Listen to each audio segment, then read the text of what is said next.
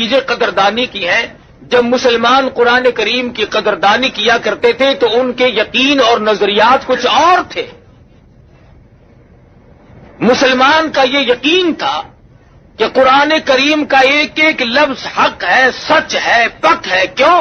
اس لیے کہ اس نے تو جس نے قرآن مجید ہاتھ میں اٹھایا اور سورۃ فاتحہ کی تلاوت کی اور الف لام میم کے بعد وہ جب پڑھنے لگا تو قرآن مجید نے خود کہا، اور میرے تلاوت کرنے والے پڑھنے والے ذالک الکتاب لا ریب فیہ، دل مل یقین کے ساتھ میری تلاوت نہ کرنا، کچا یقین رکھتے ہوئے میری تلاوت کرنے کی کوشش نہ کرنا. لا ریب فیہ، یہ وہ کتاب ہے جس کے آئین میں، جس کے قانون میں، جس کے احکام میں ذرہ برابر بھی شک کی گنجائش نہیں. وہ سب سے پہلے مطالبہ کرتا ہے، پہلے یقین کامل پیدا کر، اس کے بعد تلاوت کی طرف آنا. اور فرمایا ادب کرنا بھی سیکھ لے. لا یمسہ الا المطہرون، خبردار قرآن مجید کو بغیر وضو کے ہاتھ نہیں لگانا. کیوں؟ اس لیے تنزیل من رب العالمین، یہ رب کی طرف سے آیا ہوا کلام ہے، کسی آدمی کا کلام نہیں، کسی وزیر کا کلام نہیں، کسی بادشاہ کا کلام نہیں، یہ خدا بند ذوالجلال کا کلام ہے. اس کی کریمی کا کیا کہنا. ارے رمضان المبارک میں اتنی رحمت عامہ کا دریائے کرم بہایا گیا.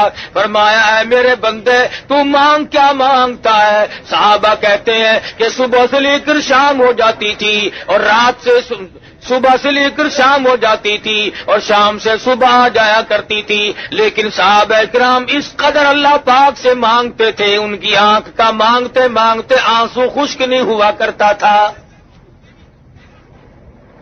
اور آڑے سے آڑے وقت میں، اور یقین اصل میں جب تک خدا کی ذات پہ یقین کامل نہ ہو، خدا کے کلام پہ یقین کامل کیسے آئے گا؟ اس کی ذات پہ یقین کامل پیدا ہونا یہ شرط ہے، لا بدی امر ہے. صحابہ کرام نے سرکار دو عالم صلی اللہ علیہ وسلم کے ارشاد پہ یقین کیا، مصیبتوں، تکلیفوں، پریشانیوں کی پرواہ نہ کی.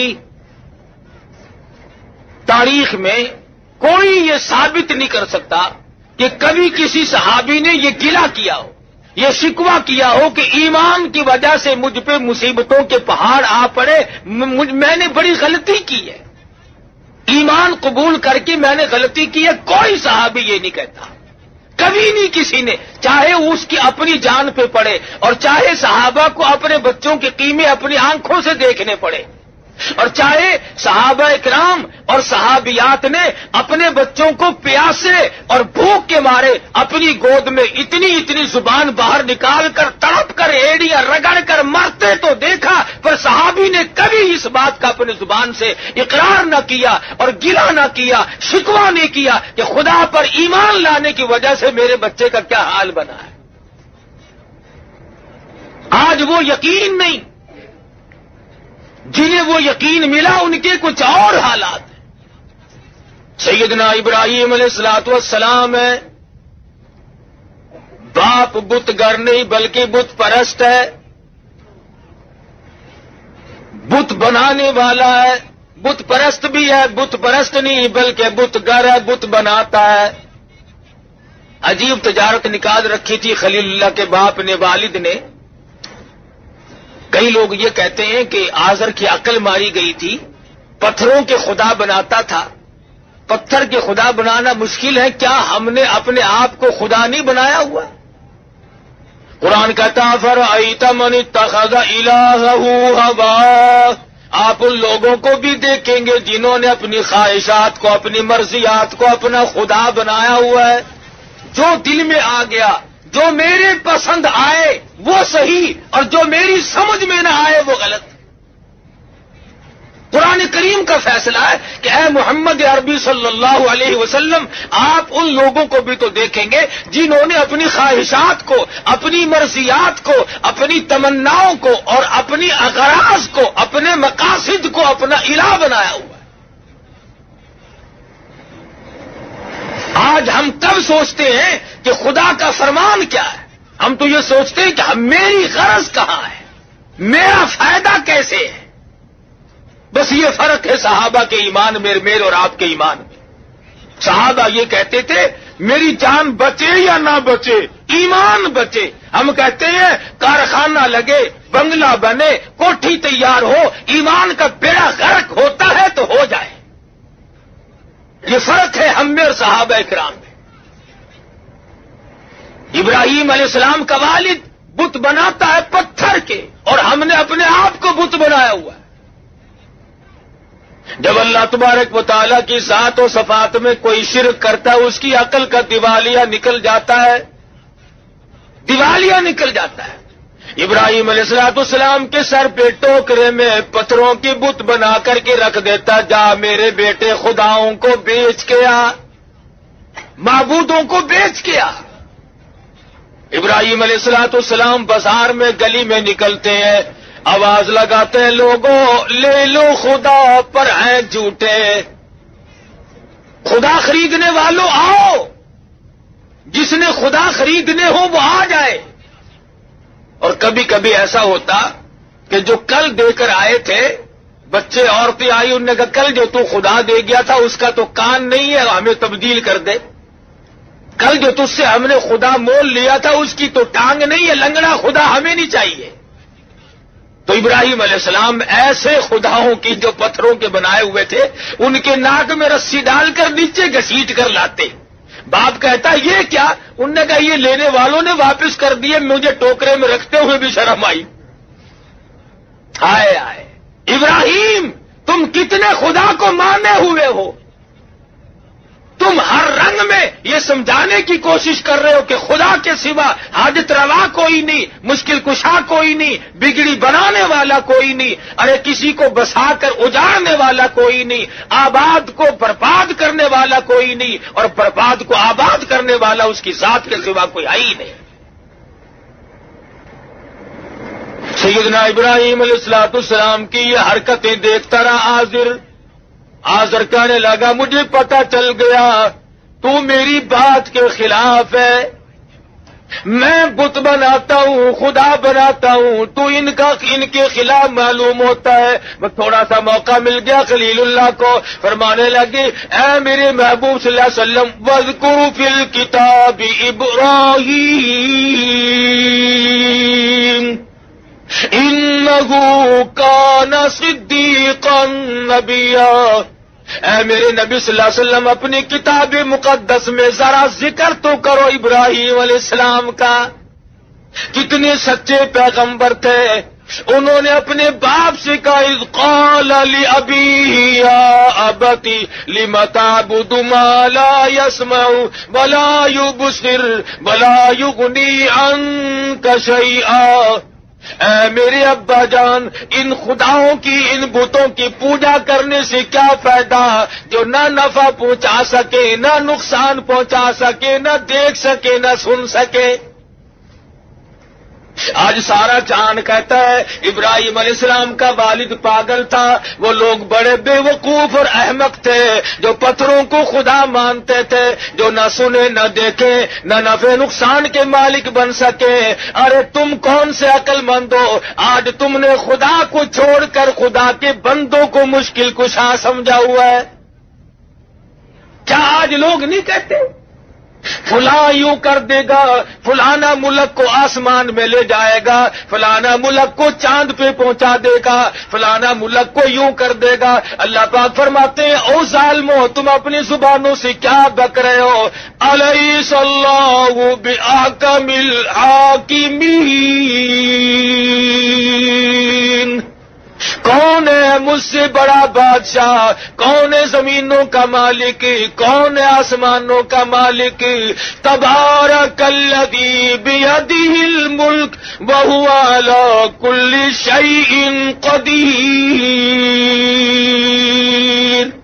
برکتیں میرے ہاتھ میں ہے، راج سارے جہان میں میرا۔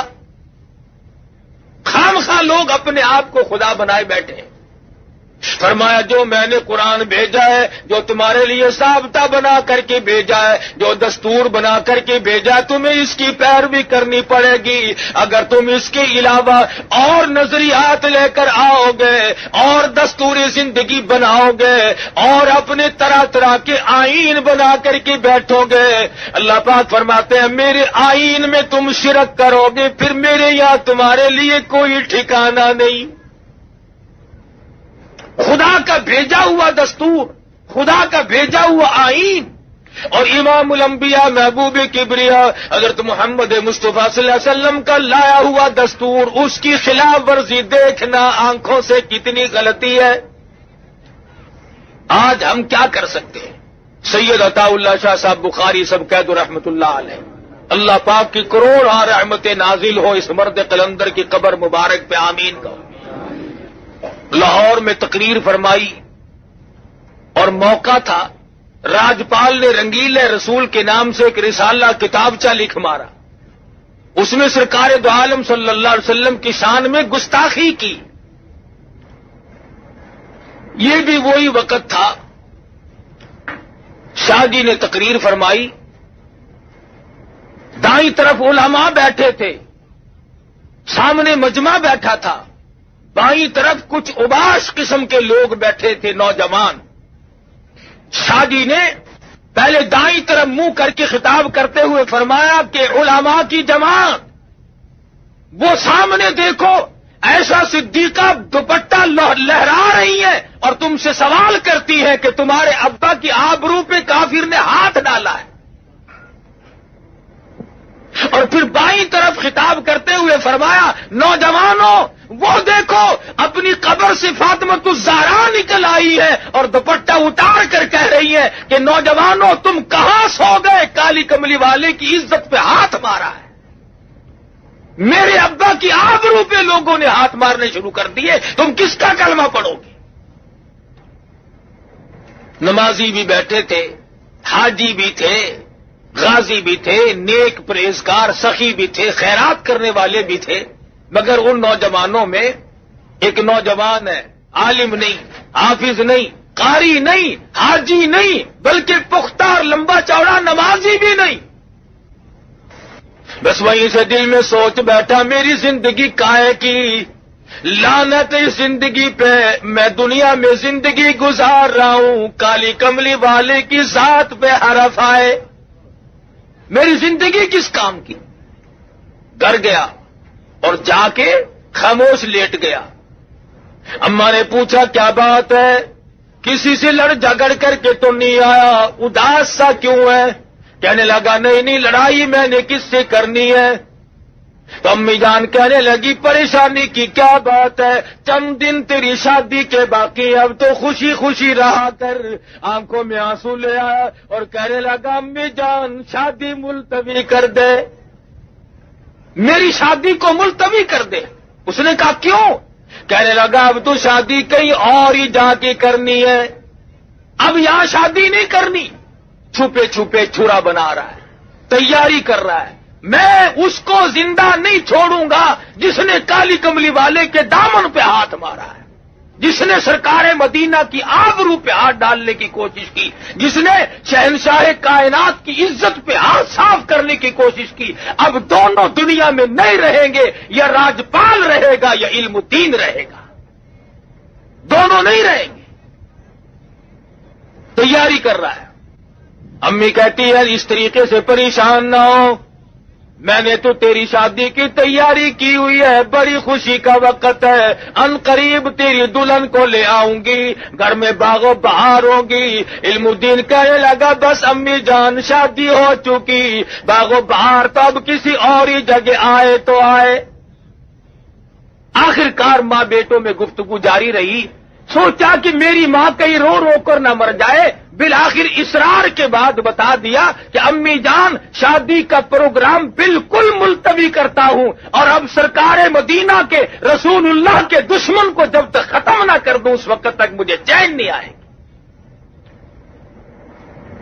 ماں بھی ماں تھی، دامن پھیلا دیا، جولی پھیلا کر کہنے لگی میرے بچے اور نوجوان، اگر تیرے ایسے عزائم ارادے ہیں، میں غریب، میں ان پڑھ عورت اللہ پاک کی حضور میں دعا مانگتی ہوں، مولا میرے بچے کو قبول فرما۔ دعا مانگ رہی ہے، مشورے نہیں کرتا، تدبیریں نہیں بناتا، تجویزیں نہیں کرتا، یار دوستوں سے پوچھتا نہیں پھرتا، جس نے کچھ کرنا ہو وہ نہیں پوچھا کرتا۔ وہ چھرا لیا اور انارکلی کے بازار میں پہنچا اور وہاں جا کر کے راجپال کو چھرا مارا اور اسے ختم کرنے کے بعد خود تھانے میں پیش ہو گیا۔ انگریز کا زمانہ تھا، آخر گرفتار تو ہونا ہی تھا، میاں والی جیل میں ڈال دیا گیا۔ بمبئی سے بڑے بڑے وکیلوں کو بلایا، پاکستان کے بانی محمد علی جناح جو اس وقت وکالت کیا کرتے تھے، ان کو بلایا گیا۔ تو جب ملاقات کی جیل میں تو یوں کہا کہ علم الدین انکار تو کر دے، چھڑا میں لوں گا۔ اس نے کہا کیسے؟ کہ اس سے انکار کر دے کہ راجپال کو میں نے نہیں مارا۔ کہنے لگا نمازی میں نہیں، حاجی میں نہیں، لمبے چوڑے پرہیزگار متقی میں نہیں، تسبیح میں نے نہیں پھیری، تلاوتیں میں نے نہیں کی، ارے ساری عمر گناہوں میں گزاری، ایک ہی تو نیکی کی ہے، اسی سے انکار کر دوں؟ تمہیں کس نے کہا کہ میرا پروگرام بچنے کا ہے؟ میں بچنے کا ارادہ ہی نہیں رکھتا۔ چنانچہ صاحب کہہ دیا وکیل صاحب نے کہ بچنا محال ہے، بس قصہ ختم ہے، یہ انکار نہیں کرے گا، بچے گا نہیں۔ چنانچہ سزائے موت آخر ہوئی۔ مولانا قاضی احسان احمد شجابادی سب قید رحمت اللہ علیہ فرماتے تھے کہ جس وقت جیل میں ملاقات کرنے گئے تو جیل کے سپرنٹینڈنٹ نے بتلایا کہ رات کو علم الدین کی کوٹڑی سے ایسے نور کی روشنی نکلتی ہے، آسمان تک بلند ہو جاتی ہے۔ تمام لوگوں نے دیکھا، سب لوگ دیکھتے تھے۔ بالآخر وہ گھڑی آ پہنچی، سزائے موت ہو گئی، پھانسی کا وقت قریب آ گیا، پھندے کے قریب پہنچا، عزیز رشتہ دار آئے، ملنے جلنے والے لوگ، مسلمان ہمدرد آدمی کہنے لگے علم الدین کوئی تمنا ہو تو بتاؤ، کوئی آرزو ہو تو کہہ لو، کسی قسم کی حسرت ہو تو بیان کرو۔ پھندا پکڑ کر کہنے لگا بس اب ایک ہی تمنا ہے، ایک ہی آرزو ہے، ایک ہی حسرت ہے، اور وہ یہ کہ جو تجلی، جو نور، جس چیز کا دیدار جیل کی کوٹڑی میں بار بار ہوا، علم الدین کی تمنا بس اب ہر وقت وہی دیدار کرتا رہوں۔ علم الدین تو دنیا میں اب نہیں رہے گا، تیرا آخری وقت آ پہنچا، پھندا تیرے سامنے پھانسی کا موجود ہے۔ چوم کے کہنے لگا لوگوں تمہاری نظروں میں یہ موت کا پھندا ہے، میری نظروں میں محبوب کو ملنے کا دروازہ ہے۔ تم اس کو موت کا پھندا کہتے ہو، میں اس سے آقا سے ملنے کا ایک دروازہ کہتا ہوں۔ ادھر موت آئے گی، ادھر میں اپنے آقا سے ملوں گا۔ مجھے بڑی خوشی ہے، میں غم میں جان قطعاً نہیں دے رہا، بس یقین بیٹھ جو گیا۔ دیکھا دنیا نے کہ دنیا کے سامنے کیا ہوا، اور صحابہ اکرام کا تو کیا کہنا کہ انہوں نے اپنے اپنے وقت میں اور اپنے اپنے انداز میں اللہ تبارک و تعالیٰ کے ایک ایک حکم پہ جان کی بازی لگائی۔ توحید باری تعالیٰ صحابہ اکرام جب بیان کرتے تھے، اپنے ایمان کا اعلان کرتے تھے تو سارے کافر دشمن ہو جاتے تھے، اپنے بھی پرائے، یاریاں ٹوٹتی تھی، رشتہ داریاں ٹوٹتی تھی، عزیز و اقارب الگ ہوتے تھے، مقام جاتا تھا، حتیٰ کہ وطن کو بھی خیر باد کہنا پڑا صحابہ کرام۔ اور دوسری طرف ان کو تمام چیزیں یوں میسر تھی۔ حضرت زید بن حارث ہے سب قید رضی اللہ تعالیٰ عنہ، غلام ہیں، بکتے بکتے حضور صلی اللہ علیہ وسلم کے پاس پہنچے، حضور نے خرید لیا۔ والد کو پتا چلا کہ میرا بیٹا مکے میں ہے، تلاش کرتے کرتے حضور کے پاس آ پہنچا. حضور نے فرمایا میں نے تجھے آزاد کر دیا تو اپنے باپ کے ساتھ جا سکتا ہے. زید بن حارث کھڑے ہو کر کے کہنے لگے میں اپنے باپ کے ساتھ تو تب جاؤں جب مجھے سرکار مدینہ جیسا شفیق باپ کہیں اور ملتا ہو. کس قدر سرکار دو عالم صلی اللہ علیہ وسلم کی رحیمانہ اور کریمانہ زندگی ہے کہ صحابہ کرام کو یوں گرویدہ کر دیا. لیکن ظالموں نے دشمنان دین نے سرکار دو عالم صلی اللہ علیہ وسلم کو بھی نہیں بخشا. رات دن پروگرام بناتے تھے, ہر وقت تجویزیں لڑاتے تھے کون سی صورت ہے ان کو ختم کرنے کی, کیا طریقہ کار ہو سکتا ہے. چنانچہ ایک روز پروگرام بنایا کہ بھی سارے اکٹھے ہو کر ابو طالب کے پاس چلو پھر کوئی بات بنے گی. غلط کار لوگ رات دن تجویزیں ہی بنایا کرتے ہیں. اکٹھے ہو کر کے آ گئے ابو طالب کے پاس اور آ کر کے کہنے لگے ابو طالب تیرے بڑھیپے کا لحاظ ہے, تو مکے کا سردار ہے, بڑا معزز آدمی ہے, ورنہ اس نبی کو تو نعوذ باللہ ہم نے کبھی سے اڑا دیا ہوتا. ہم کوئی تھوڑے, توبہ, ہماری طاقت کا کوئی اندازہ کر سکتا ہے؟ تیری سرداری کا لحاظ ہے, تیرے بڑھیپے کا لحاظ ہے. ابو طالب کہنے لگا کیا بات ہے, تمہیں کیا تکلیف پہنچی؟ لگا یہ تمہارا بھتیجا ہمیں ہر وقت گالیاں نکالتا ہے, ہر وقت ہمیں گالیاں دیتا ہے تمہارا بھتیجا. ابو طالب نے حضور انور سب کہہ دو صلی اللہ علیہ وسلم کی ذات اقدس کو بلوا بھیجا. حضور تشریف لے آئے. ابو طالب کہنے لگے او میرے یتیم بھتیجے, یہ مکے کے لوگ شکایت کرتے ہیں, کہتے ہیں تیرا بھتیجا گالیاں نکالتا ہے. حضور صلی اللہ علیہ وسلم نے فرمایا چچا جان ساری عمر میں کبھی بھی کسی کو کسی حال میں بھی گالی نہیں دی. پتھر میں نے کھائے, مار میں نے کھائی, رات دن ان کی مار سہتا ہوں, میں نے تو کبھی گالی تو کیا بد دعا بھی نہیں دی. مکی کا کون سا چوک ہے جس میں انہوں نے مجھے نہیں مارا؟ کون سی وہ جگہ ہے؟ صحابی کہتا ہے امام الانبیاء محبوب کبریا حضرت محمد مصطفیٰ صلی اللہ علیہ وسلم مکے کے چوک میں کھڑے ہو کر لوگوں کو قرآن مجید سنا رہے ہیں. میں اس وقت تک مسلمان بھی نہیں تھا. میں نے دیکھا چاروں طرف کافروں کا مجمع لگا ہوا ہے, کوئی پتھر مار رہا ہے, کوئی اینٹ مارتا ہے, کوئی روڑے مارتا ہے, کوئی ہڈی مارتا ہے پھینک کر. چاروں طرف سے مار پڑ رہی ہے اور سرکار مدینہ بلا تعمل قرآن مجید کی تلاوت فرما رہے ہیں. زخموں سے خون کے پھوارے چوٹ رہے ہیں. ایک عورت نے کوٹھی پہ سے آواز دی اے زینب تم کہاں چلی گئی, تمہارے ابا کو لوگوں نے لولوان کر دیا. حضرت زینب اپنے گھر سے نکلی رضی اللہ تعالیٰ عنہ پانی کا پیالہ لے کر. زینب کی آنکھوں نے دیکھا سرکار مدینہ کا تمام جسم زخمی ہے, لہو میں کپڑے بھی تر بتر ہیں, شرابور ہیں. بیٹی اپنی باپ کو لپٹ گئی, ابا جان گھر چلو, یہ لوگ کیوں مارتے ہیں؟ کیا وجہ ہے؟ مار کیوں پڑی؟ کیا ہوا؟ آپ تو کسی کا مال نہیں چھینتے, ادھار لے کر واپس کرتے ہو, محافظت کرتے ہو, سب کی عزت کرتے ہو, صلہ رحمی فرماتے ہو, آپ کو لوگ کیوں مارتے ہیں؟ فرمایا بیٹی تجھے معلوم نہیں, میں ان تمام لوگوں کو یہ کہتا ہوں ساری کائنات کا مالک وہ ایک خدا ہے, اس پر یہ برف ریختہ ہوتے ہیں. اس کی یہ وجہ ہے ان سب کے ناراض ہونے. میں خدا کا قرآن سناتا ہوں, اللہ کی توحید کا پیغام ان تک پہنچاتا ہوں. مورخین نے لکھا ہے حضرت زینب نے پانی کا پیالہ پیش کر دیا, سرکار مدینہ صلی اللہ علیہ وسلم نے منہ مبارک میں لے کر کلی جو کی تو منہ سے لہو آیا. وہ مار صحیح ہے کالی کملی والے نے, خدا کی قسم.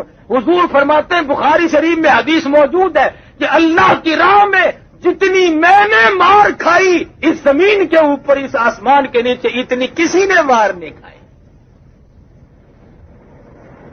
اور بلکہ ایک مقام پہ آتا ہے یوں فرمایا کہ اور تو اور رہے, غیر تو غیر رہے, میری پیدائش کے وقت میں جس چچا نے مٹھائی بانٹی تھی، جس نے باندیاں اور غلام آزاد کیے تھے، میرے بدن پہ، میرے جسم پہ ایسی جگہ نہیں جہاں پہ سگے چچے کے ہاتھ کا پتھر نہ لگا ہو۔ کوئی مذاق ہے؟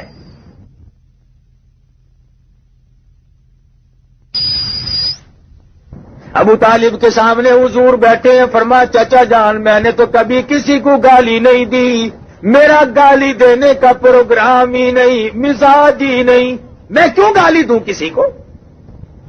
وہ وہیں پہ بیٹھے تھے، مکے کے جو بڑے بڑے شیطان تھے وہ وہیں موجود تھے، کہنے لگے کون کہتا گالی نہیں دیتے، ہر وقت نکالتے ہو گالیاں؟ اس نے کہا نہ میں نے گالیاں کب نکالی؟ انہوں نے کہتا نہیں کہ سارے جہان کے خدا جھوٹے ہیں، تمام خدا غلط ہیں، بس ایک خدا صحیح ہے، وہی احکم الحاکمین۔ انہوں نے کہا یہ گالی ہے؟ کہ ہاں یہی تو گالی ہے۔ حضور صلی اللہ علیہ وسلم نے فرمایا کہ تمہارے نزدیک اگر یہ گالی ہے تو مجھے خدا کا حکم ہے کہ میں یہ پیغام پہنچاتا رہوں چاہے میری ہڈیاں بھی ختم کر دی جائے۔ ابو طالب بیچارہ کیا سمجھتا؟ وہ سمجھا کہ ضد کر رہے ہیں، ضد ہو رہی ہے۔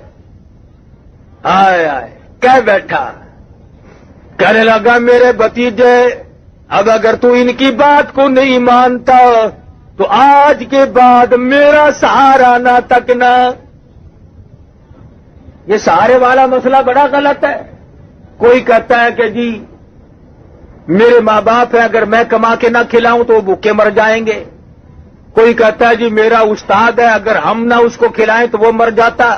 مقتدی کہتے ہیں کہ اگر امام کو ہم نہ کھلائیں تو اس کا تختہ کبھی سے نکل گیا ہوتا۔ یہ سہارے، اللہ پاک نے سارے سہارے توڑے۔ ابو طالب کہنے لگا میرا سہارا نہ تکنا، میں اب تمہارا ساتھ نہیں دے سکتا۔ سرکار دو عالم سب کہہ دو صلی اللہ علیہ وسلم کی آنکھوں میں آنسو آ گئے۔ فرمایا چچا جان آج تک تم نے غلط سمجھا کہ میں تمہاری کمر پہ، تمہارے بلبوتے پہ یہ سب کچھ کر رہا ہوں۔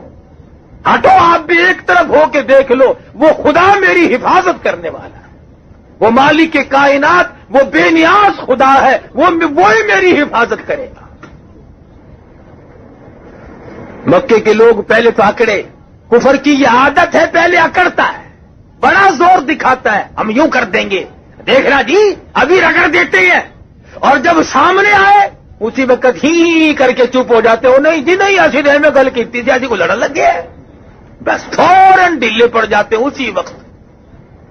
پہلے دماغ میں تھوڑی سی خرخشی ہوتی ہے، جب سامنے آیا حق، جال حق زہق الباطل ان الباطل کان زہوقا، جب حق آئے گا باطل بھاگے گا، اسلام آئے گا تو کفر کا ستیہ ناس اور بیڑا غرق ہوگا، رہ ہی نہیں سکتا کفر پہ۔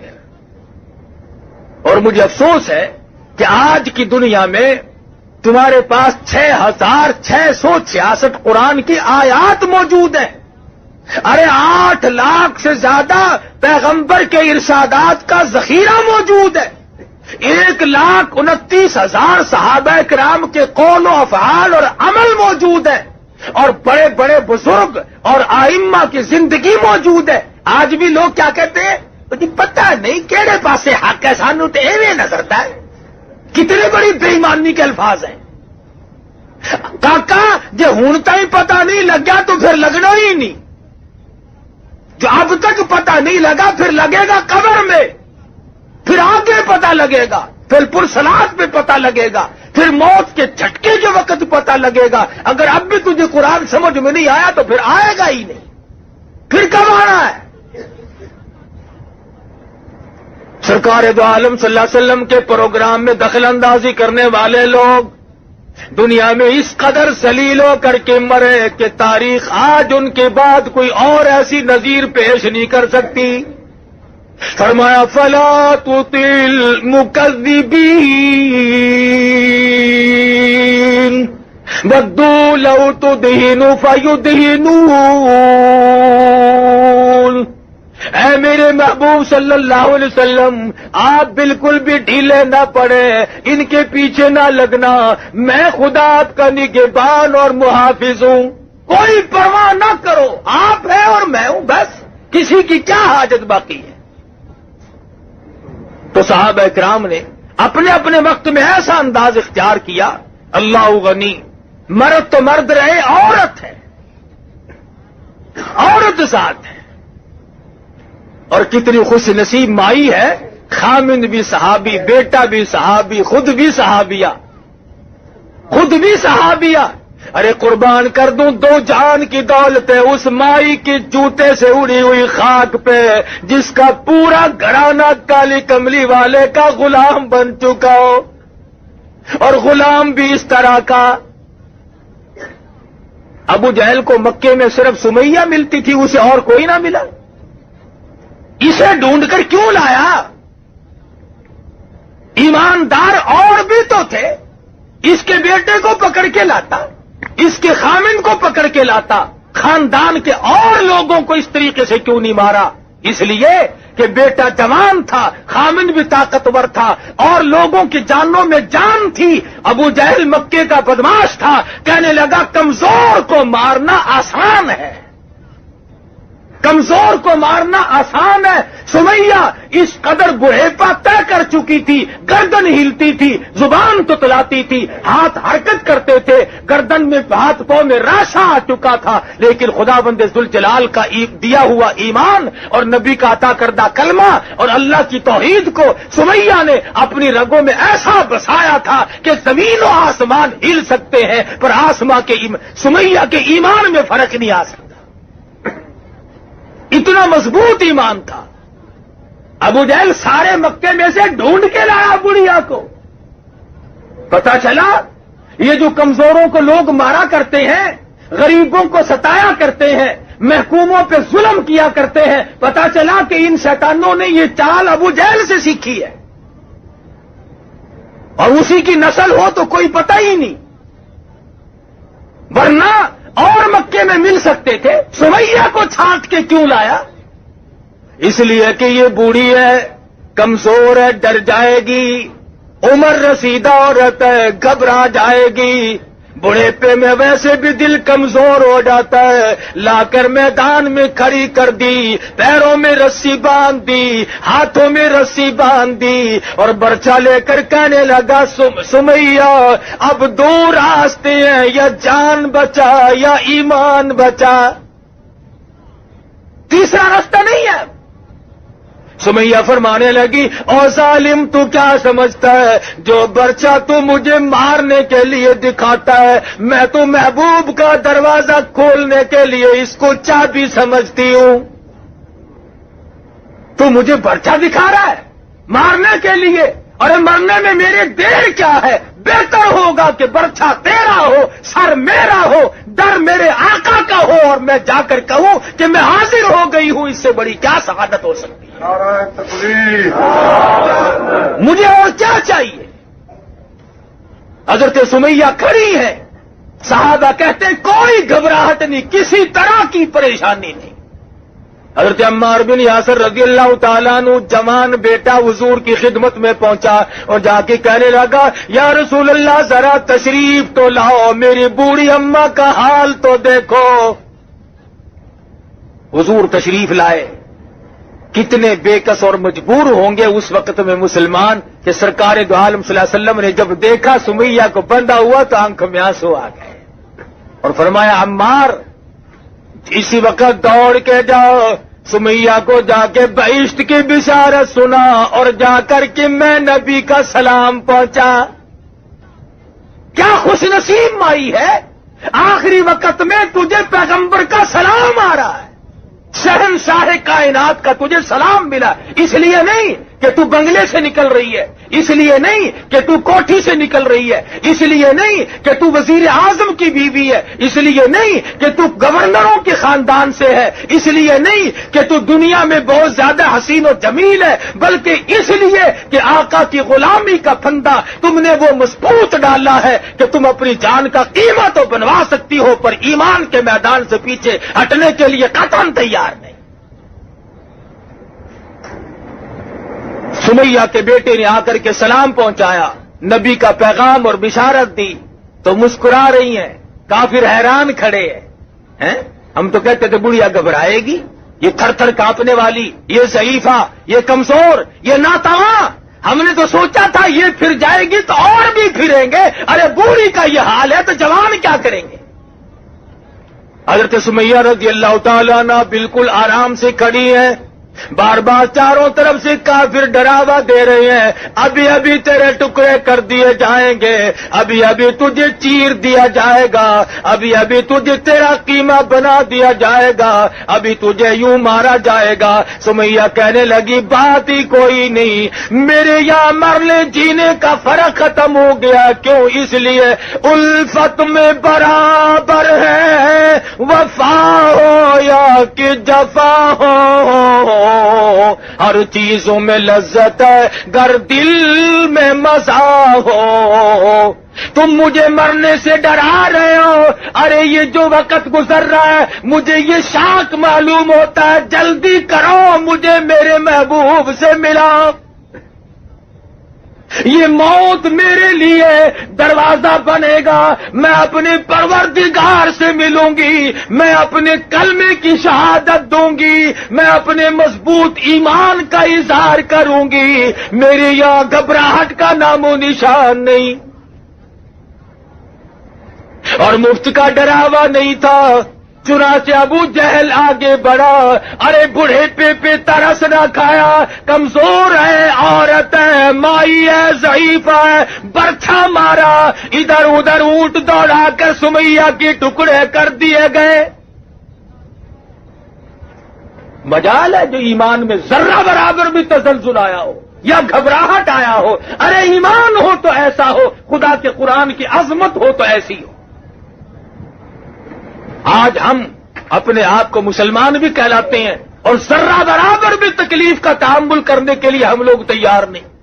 ہزارہ واقعات ہیں صحابہ کرام کے، ارے جنہوں نے اللہ کو اپنایا، مجدد الفسانی کو گوالیار کے جیل کے قلعے کے اندر خدا کو پکارنا پڑا اور خداوند عالم کے نام کی ضربیں لگائی۔ ابو حنیفہ کا جنازہ جیل سے نکلا، علامہ ابن تیمیہ مرحوم کا جنازہ دمشق کی جیل کے مینارے سے اعلان ہو کر کے باہر آتا ہے۔ کون ہے جس نے مصیبت نہ سہی؟ اور تمہارے قریب کی بات ہے، یہ ہندوستان کا بادشاہ ظفر انگریزوں نے قید کر لیا، قید کر کے رنگون لے گئے، ہاتھ پاؤں میں بیڑیاں پڑی ہوئی ہیں۔ ایک انگریز افسر نے آ کر کے کہا کہ دوپہر کے وقت تمہاری دعوت ہے۔ شاہ ظفر حیران ہے، کہاں میں قیدی اور کہاں میری دعوت؟ کیا بات ہے کہ نہیں انگریز گورنمنٹ نے تمہاری دعوت کی ہے۔ انگریز بڑا بے ایمان تھا، اس نے جس طرح کی گولی کوئی کھاتا دکھائی دیا ویسی گولی ماری، کسی کو سر کا لقب دے دیا، کسی کو جائیداد اور مربے اور جاگیریں دے دی، کسی کو کچھ دیا، کسی کو کچھ دیا، تاکہ یہ لوگ اسلام اور مسلمانوں سے غداری کرتے رہیں۔ اور شاباش ہے ان مسلمانوں کو بھی، آج تک بعض لوگ غداری کرتے چلے آتے ہیں، وہ پھر کہتے ہیں جی ہم سے بڑا مسلمان کوئی نہیں۔ اچھا کیا نشانی ہے جی مسلمانی کی؟ کہ دیکھو نا جی میرا ابا سر تھا، سر، انگریز کا دیا ہوا لقب سر کا تھا۔ یہ نہیں کہا کہ میرا باپ نمازی تھا، حاجی تھا، غازی تھا، مجاہد تھا، اللہ اور اس کے رسول کے احکام پہ مر مٹنے والا تھا، کہ نہیں انگریز کے گھوڑوں کی لید اٹھایا کرتا تھا، انگریز کے گھوڑوں کے خرخرے مارا کرتا تھا۔ یہ جو تمہیں بڑے بڑے آج بھی تنگ کرتے دکھائی دیں اور جنہوں نے ہمارے ملک میں 30 برس ہو گئے طوفان مچا رکھا ہے، یہ سارے انگریز کے گھوڑوں کی لید صاف کرنے والے لوگ ہیں۔ میں تھوڑا سا شہر سے باہر رہتا ہوں نا، اب دیہات کے لوگ کہتے ہیں ارے کاکا ہوں کیا تھی گا ریڈیو تے ہر ویلے بانگ لگی رہتی ہے، ریڈیو تے ہوں تو بانگ کھلی ہے، 30 سال میں کبھی ریڈیو پہ اذان نہیں ہوئی۔ وہ بدماشی پھیلائی ریڈیو ٹیلی ویژن کے ذریعے، وہ کنجر پنا پھیلایا کہ خدا کی زمین بھی پنا پکار اٹھی۔ کنجریوں بدماش عورتوں کے گانے ہر وقت، بڑے خوش ہیں سبحان اللہ، بغیرت بنا دیا گیا پوری قوم کو۔ اب پکڑانا خدا نے، اب خدا کو یاد کرتے یا اللہ تو ہی ہے، تو ہی مہربانی کرے گا۔ ہوں تو میں یہ کہہ رہا ہوں کہ مسلمان اپنے انجام سے اس قدر بے خبر کیوں رہتا ہے؟ اسے کیوں یہ عقل نہیں کہ میں مر بھی سکتا ہوں، اونچ نیچ بھی ہو سکتی ہے؟ تو شاہ ظفر کی دعوت کی انگریز گورنمنٹ نے اور پیروں کی بیڑیاں کھول دی اور ہاتھ کی ہتکڑی نکال دی اور کمرے میں جا کر کے بٹھا دیا، ہاتھ دھلائے اور اس کے بعد برتن آنے شروع ہوئے، ایک آیا، دو آئے، تین آئے، یک کے بعد دیگرے 12 برتن آئے جن کے اوپر سرپوش ڈھکے ہوئے تھے۔ اور جب انگریز افسر نے شاہ ظفر کے سامنے آ کر کے وہ برتن اٹھائے اور سرپوش اٹھائے تو شاہ ظفر نے دیکھا کہ پہلے برتن میں سب سے بڑے بیٹے کا سر تھا اور اس کے بعد اس سے چھوٹے کا سر تھا اور پھر تیسرے کا سر تھا۔ شاہ ظفر کے 12 بیٹے تھے، 12 کے 12 بیٹوں کے سر شاہ ظفر کے سامنے برتنوں میں کاٹ کر رکھے ہوئے تھے۔ تاریخ شاہد ہے، تاریخ گواہ ہے، ظفر رویا نہیں کہ ہائے میرے سارے بچے مر گئے، نہیں، تاریخ کہتی ہے شاہ ظفر نے مسکرا دیا اور کہا شاباش میرے بیٹو، خاندان تیموریہ کی نسل کو یوں ہی چاہیے کہ وہ اپنے باپ کی حضور میں اسی طرح سے سرخرو ہو کر کے آئے۔ اس شاہی خاندان کی اولاد کو یوں ہی چاہیے تھا۔ مجھے تمہارا غم تھا کہیں میرے بعد یہ لوگ کافروں کی غلامی نہ قبول کر لے۔ میں اب خوش ہوں کہ تم بھی پہنچ گئے ہو اور خدا کے یہاں میں بھی آ رہا ہوں۔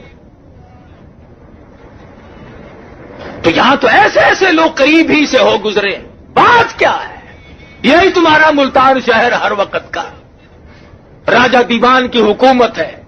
600-650 سال پہلے کی بات ہے۔ بیٹے نے کلمہ پڑھا، مسلمانوں کا عمل دیکھ کر، کاروبار دیکھ کر۔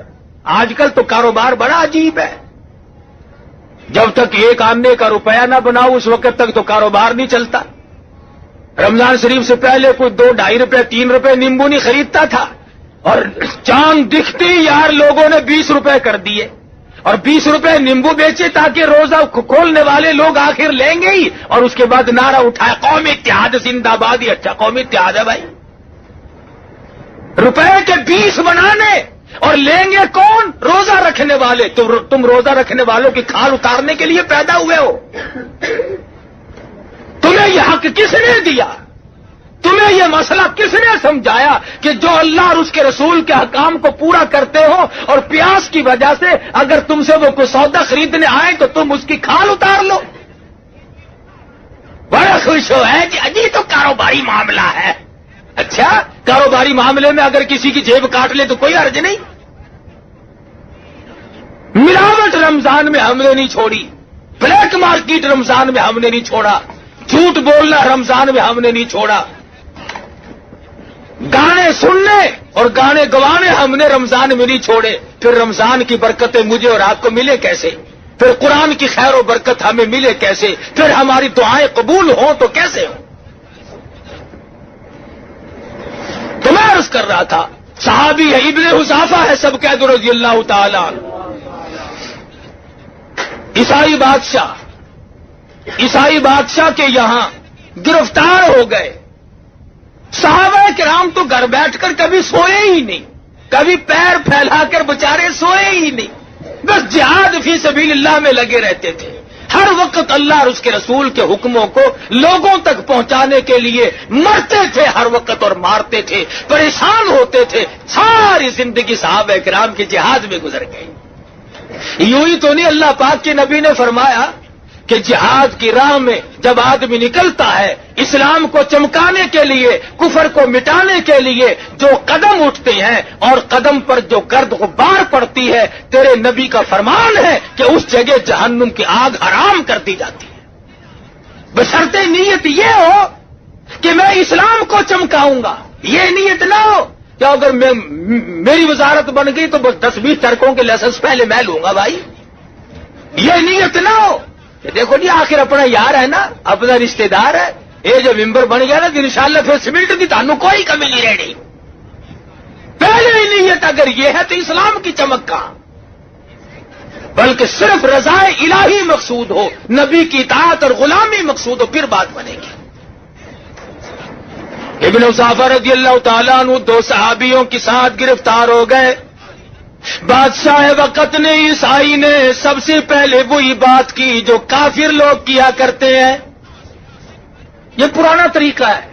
جو ہمارا ساتھ دے گا ہم اسے یوں دیں گے, ہم اسے مربے دیں گے, ہم اسے جاگیر دیں گے, ہم اسے قلعے دیں گے. خدا جانے کیا کیا طریقہ, یہ وہی سے نکلا ہوا ہے پرانا. ابن اصافہ کو بٹھا کر کے عیسائی بادشاہ کہنے لگا اگر تم ایمان کا انکار کر دو, کلمے کا انکار کر دو تو میں 3 ریاست تیرے حوالے کر دوں گا, تجھے 3 ریاست کا مالک بنا دوں گا. ابن اصافہ جواب دے فرمانے لگے او ظالم, تو کافر, تو مجھے دنیا کا لالچ دیتا ہے, مجھے لا الہ الا اللہ محمد الرسول اللہ صلی اللہ علیہ وسلم کے بعد میرے نبی نے جو بشارت دی ہے اتنی بڑی بہشت ملے گی جو تیری پوری ریاست سے بھی 100 گنا بڑی ہوگی, تیری پوری ریاست سے 100 گنا بڑی ہوگی جو اللہ کے نبی نے بہشت کا مجھ سے وعدہ فرمایا. اچھا, دوسری سٹ ماری, یہ اس سے زیادہ نازک ہے. انہوں نے کہا ابن اصافہ اگر تو کلمے کا انکار کر دے, بڑی خوبصورت میری بیٹی ہے, میں تیری ساتھ شادی کر دوں گا. یہ بڑی نازک سٹ ہے, اس کا جھیلنا بڑا مشکل ہے. پہلے زمانے میں لوگ بڑے بڑے کرتے تھے کہ اگر تم ہمارے مذہب میں داخل ہو جاؤ تو یوں کریں گے, ہم تجھے یوں رشتہ دے دیں گے. آج کل بھی کرتے ہیں, یہ بڑوں بڑوں میں یوں ہی ہے, اور کیا ہے ان کے پاس, اور کیا رکھا ہے. شرافت تھوڑا ہی ہوتی ہے, بس یہی ہے کہ آؤ ملو جلو کھاؤ پیو, موت آئی تو مر جاؤ بس.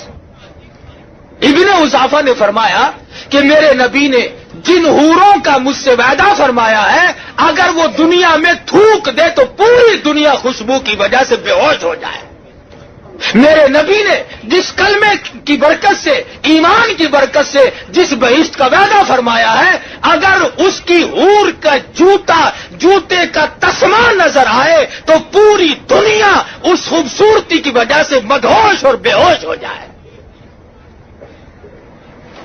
میرے جیسا ہوتا نا تو اسی وقت نعوذ باللہ توبہ میری, کیونکہ ہمارا ایمان کہاں سے آیا اتنا مزو. ہم تو کہتے لیا بھائی پڑھا ان مورا ویکھی جاوے گی, پھر کلمہ کی دھنٹ چل رہا, پھر کلمہ پڑھ لیں گے. آج تو لوگ کہتے ہیں نا چلو ادھر جدھر کی ہوا ہو. میاں چٹ لگانا چاہیے, موقع دیکھو جی میں موقع ہوئے گزارا کرو. ارے موقع مرتے وقت ایمان کا موقع ہے, اگر ایمان نہ ملا تو بیڑا گرک ہو. ابن اصافہ رضی اللہ تعالیٰ عنہ نے شادی کی لالچ کو بھی ٹھکرا دیا, زمین جائیداد کے لالچ کو بھی ٹھکرا دیا. اس کے بعد عیسائی بادشاہ کو غصہ آیا اور کہنے لگا تینوں مسلمانوں کو, تینوں نبی کے پروانوں کو, غلاموں کو میدان میں لے چلو میدان میں. ان کو کیا کرو گے, ان کی آزمائش ہوگی, ان کو ہم ٹھکانے لگا دیں گے, ان کا ہم چمڑا اجیڑ کر رکھیں گے. گئے, دیگ لائی گئی, دیگ ابلنی پکنی رکھ دی. ایک مسلمان صحابی کو پکڑ کر دیگ میں پکتی ہوئی میں ڈال دیا. ابن اصافہ فرماتے ہیں دیگ میں پکنے والا مسلمان نوجوان صحابی حالت یہ تھی کھال جل گئی, ہڈیاں جل کر راکھ ہو گئی, پر جب تک دم میں دم رہا پکتی ہوئی دیگ میں سے برابر کلمے کی آواز آتی رہی. اتنا مضبوط ایمان. اور وہ جو 2 باہر بقایا تھے وہ روئے گوئے نہیں کہ اپنا بھی وقت آ گیا, ہائے ہائے ہم مر جائیں گے, ہائے اب دیکھو ٹائم آ گیا.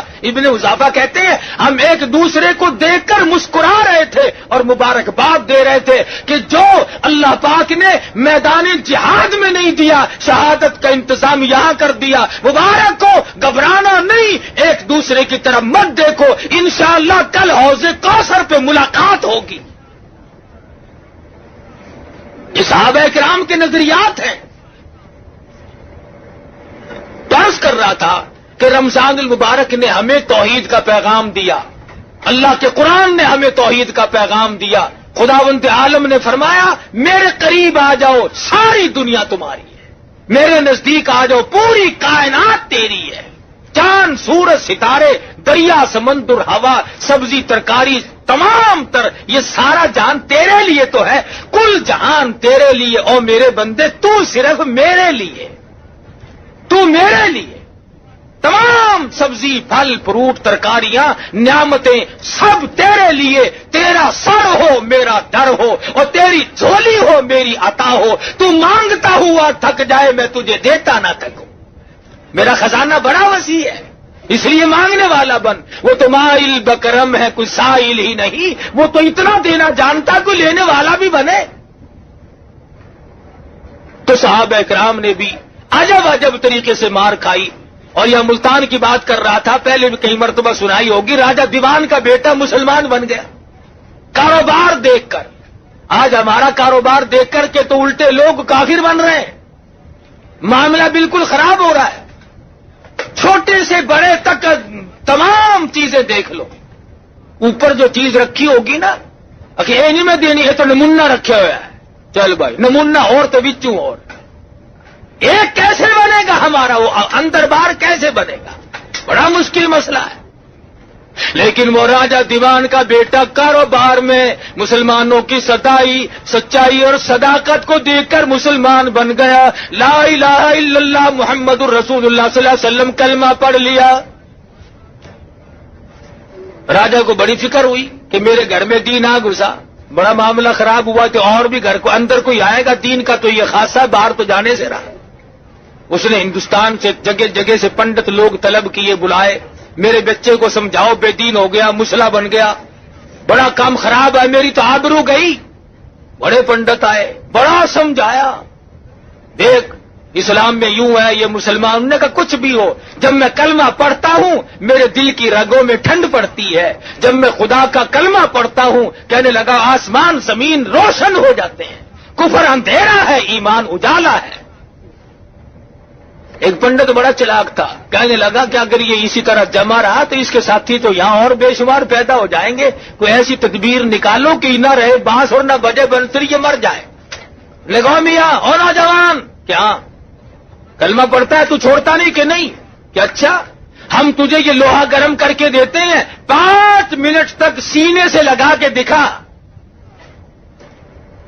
پہلے تو دل میں ذرا خوف سا کھایا کہ بھی آگ کا کام تو جلانا ہے. پھر سوچا اللہ پاک کی آگ بھی مخلوق ہے او میرے مالک آگ بھی تیری مخلوق ہے میں بھی تیری مخلوق ہوں. کلمہ چھوڑنے کے لیے میں تیار نہیں. مر جاؤں تو مجھے کوئی انکار نہیں کوئی بات نہیں. اور لوگوں تاریخ گواہ ہے یہ ملتان کا چونک بازار شاہد ہے. راجہ دیوان کے بیٹے کو گرم گرم لوہا کر کے لوگوں نے دیا. 5 منٹ کے بجائے گھنٹوں سینے سے لگائے کھڑا رہا اور کھلی آنکھوں سے دیکھا گرم گرم سرخ لوہے کے اوپر زندہ کیڑی مکوڑے اوپر سے گزر رہے ہیں پھر رہے ہیں. سمجھ گیا جو ذات ان کی حفاظت کر سکتی ہے وہ میری بھی نگہبانی فرمائے گی. راجہ دیوان کے بیٹے کے ایمان کا مظہر اور قوت اور مضبوطی اور جرأت دیکھ کر شاہی خاندان اور راجہ کے خاندان کے 600 کافر مسلمان بن گئے. 600 آدمی کلمہ پڑھ کر مسلمان بن گیا. تو آج وہی ایمان پیدا کیجیے اسی جذبے کو اپنائیے اور اللہ پاک سے یہ دعا بھی کیجیے کہ اے اللہ رمضان کی آخری رات ہے وہ ایمان دے جو صحابہ کو ملا وہ ایمان دے جو مجاہدین کو ملا وہ ایمان دے جو شہداء کو ملا. الحمدللہ رب العالمین. ابھی نماز جمعہ کے بعد یہاں خون برج ڈاکٹر لطیف اللہ کے مکان کے پاس ایک شادی میں کچھ بیان کا سلسلہ ہے. ابھی فوراً جاؤں گا میں. جو ادھر کے لوگ وہ شوق رکھتے ہوں پہنچ جائیں.